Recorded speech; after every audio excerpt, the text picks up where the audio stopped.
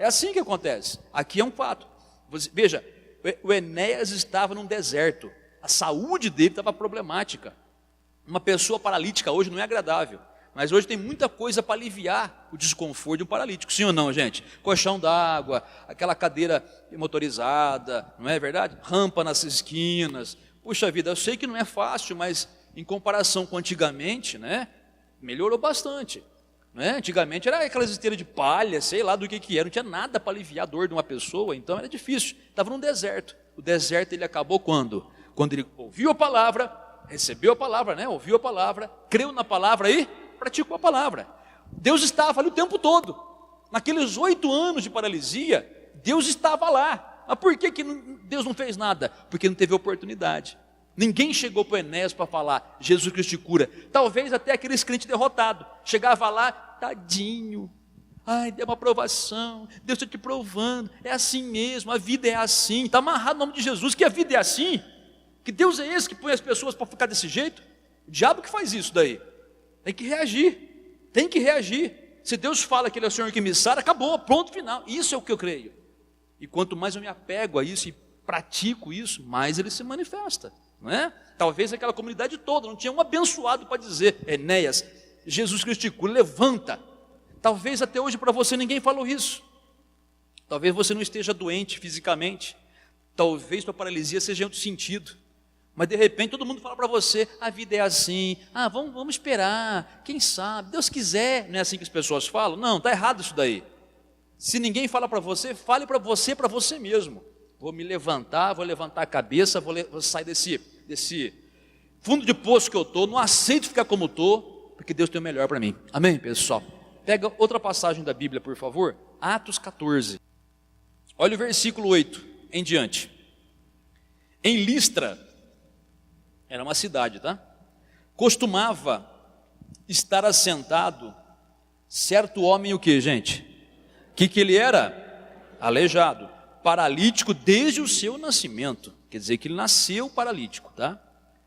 O qual jamais pudera andar. Esse homem, o que ele fez? O que ele fez? Ele ouviu. Então, lembra que eu falei para você? Aceitar, você aceita por ouvir, né? Você aceita por ouvir. Ouviu falar Paulo, que fixando nele os olhos, e vendo que possuía a fé para ser curado, disse-lhe em alta voz, apruma-te direito sobre os pés. Ele saltou e andava. Olha para cá, por favor. Dá para imaginar o quadro? Paulo chegou naquela localidade, juntou o povo em volta dele, e ele começa a pregar. A Bíblia não especifica o que ele pregou, mas a Bíblia ensina que Paulo, ele vivia para fazer a vontade de Deus. Ele levava a palavra de Deus para os gentios. Então, gentios quer dizer aqueles que não eram judeus. Então Paulo chegava e pregava o evangelho. Que evangelho que Paulo pregava? O evangelho da pobreza?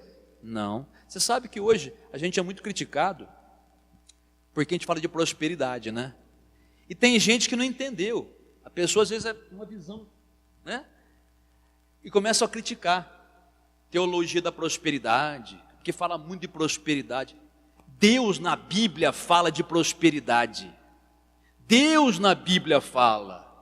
Ele não fala de miséria. Ele não fala de escassez.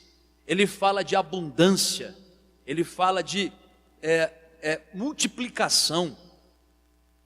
As pessoas às vezes têm um espírito religioso dentro de si, que fica criticando quando fala de prosperidade.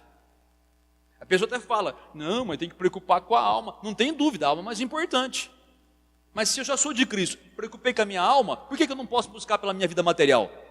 A Bíblia fala que eu posso fazer isso. Se Deus me fala, por que eu vou desprezar uma promessa dele? Deus criou tudo que existe para a gente, gente. Misericórdia, olha, abra os olhos, hein? Não deixe esse povo desanimar você não, tá certo? Então nós pregamos o evangelho da prosperidade sim, porque a Bíblia não tem evangelho de miséria. A Bíblia tem evangelho da prosperidade. Agora, tem que ter o equilíbrio, né? Ninguém vai viver tendo Deus, fazendo do dinheiro o seu Deus. Aí está errado. Como a Bíblia fala, o problema não é o dinheiro. O problema é o amor ao dinheiro. Aí sim, o Paulo fala, o amor ao dinheiro é a raiz de todos os males. O dinheiro em si não é a raiz de todos os males. Mas o amor ao dinheiro é. Né? É assim. Então, que acontece? Tem que ter o equilíbrio. Agora, olha só, Paulo naquele momento, a Bíblia fala que o homem aleijado estava ali, prestando atenção em que Paulo falava.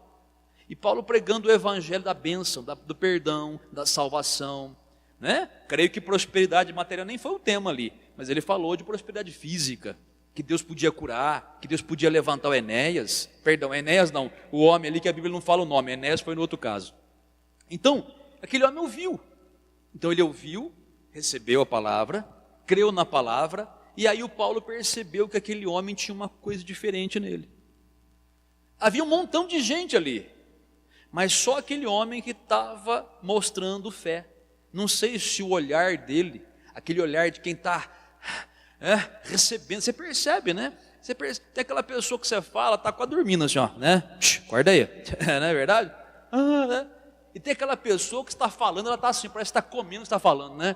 Ela fica, quero mais, né? A gente fala assim, gente, acabou o culto. Mas já acabou o culto, né? Porque estava interessante, né? Para a pessoa pelo menos, né? Ao passo que para outras nem tanto. Mas é cada um, né? Então, aquele rapaz estava sedento à palavra. E Paulo percebeu que ele tinha fé. O que Paulo fez? Instruiu, né? Levanta. Na mesma hora, o rapaz praticou. Como é que uma pessoa aleijada de nascimento vai levantar? Não sei como é que estava a perna dele, estava torta, torcida, defeituosa, não sei. Mas ele foi se levantando, deu um pulo. Deus honrou a fé que aquele homem tinha, gente. Por isso que eu falo para você, quando ele ouviu a palavra, ele estava num deserto ali, tinha um monte de gente à volta dele, mas estava num deserto, porque ele não podia andar. Mas Deus estava ali o tempo todo, só que Deus queria se manifestar na vida dele. E Deus se manifestou quando ele ouviu a palavra, creu na palavra e praticou a palavra. Amém, pessoal? Última parte aí, para a gente poder encerrar e já fazer oração. Atos 16,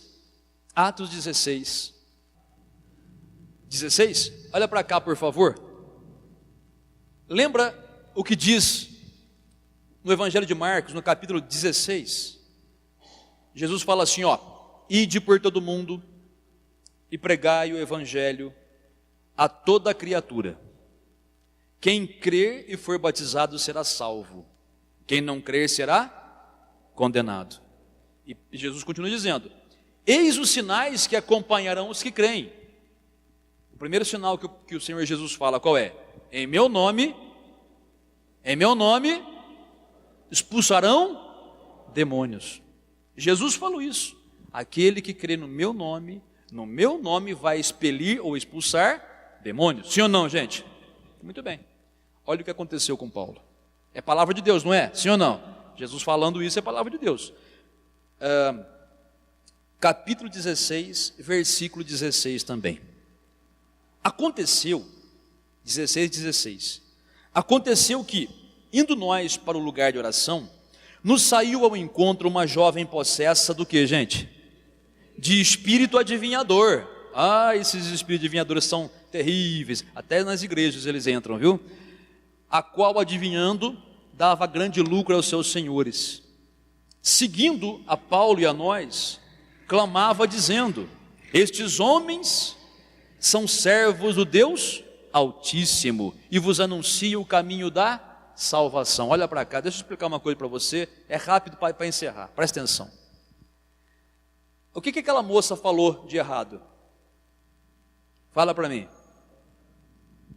O que ela falou de errado, gente? O que ela falou? Ela estava andando onde Paulo e os outros iam ali atrás, né? Enchendo a paciência ali, mas ela falava uma coisa só. Estes homens são servos do Deus Altíssimo e vos anunciam o caminho da salvação. Eu te pergunto, o que ela falou de errado? Ela falou alguma coisa de errado? Nada. Certinho. Mas quem é que estava falando? Era um demônio. Você pensa que demônio não fala coisa bonita? Fala. Mas ele é enganador. O demônio, até quando ele fala a verdade, está mentindo, gente. Veja, o espírito que estava naquela mulher, ele falou uma coisa bonita. Estes homens, parecia até o Espírito Santo. Você tem o Espírito Santo se você é de Jesus. E o Espírito Santo pode falar no seu coração. Você não precisa de ninguém para adivinhar a tua vida. Por favor, abra os seus olhos. O diabo é enganador, ele nunca vai aparecer para as pessoas de chifre, rabo e tridente. Nem sei se tem isso, né? É a figura que o pessoal faz dele aí, né? Ele sempre vai procurar enganar você, aparecendo ou falando de uma maneira como aconteceu com Paulo. Você vê que a Bíblia aqui, até Paulo ficou no início, talvez, eu não sei, a Bíblia não diz, mas a Bíblia diz que isso durou vários dias. Todo dia aquela mulher atrás deles: esses homens são servos de Deus Altíssimo e vos anunciam a salvação, o caminho da salvação. Então, pode ser que até o Paulo de início ficou confuso, mas chegou uma hora que ele percebeu que era ruim a coisa. Então o que ele fez? Leia. O que ele fez? Versículo 18. Olha aí. Isto se repetia por muitos dias. Então Paulo, já indignado, voltando-se, disse ao Espírito. O que ele falou para aquele Espírito? Em nome de Jesus Cristo eu te mando, retira-te dela. E ele na mesma hora saiu. Olha para você ver.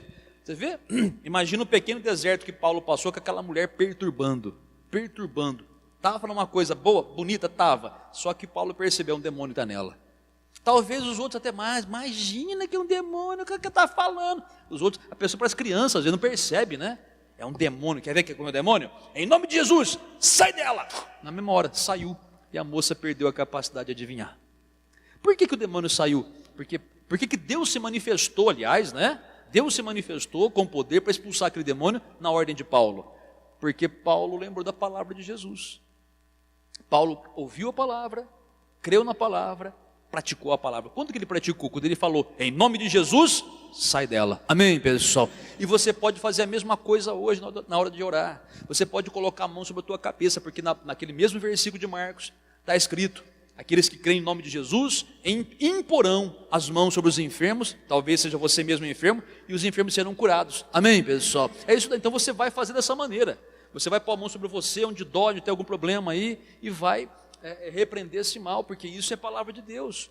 E procura na sua vida diária sempre fazer isso. O que a palavra de Deus fala, o que a Bíblia fala, o que a palavra fala. Eu vou crer, eu já ouvi, ou então vou ouvir se eu não souber, vou crer e vou praticar em nome do Senhor Jesus. Amém, pessoal? É assim que Deus se manifesta para tirar você do deserto. Amém?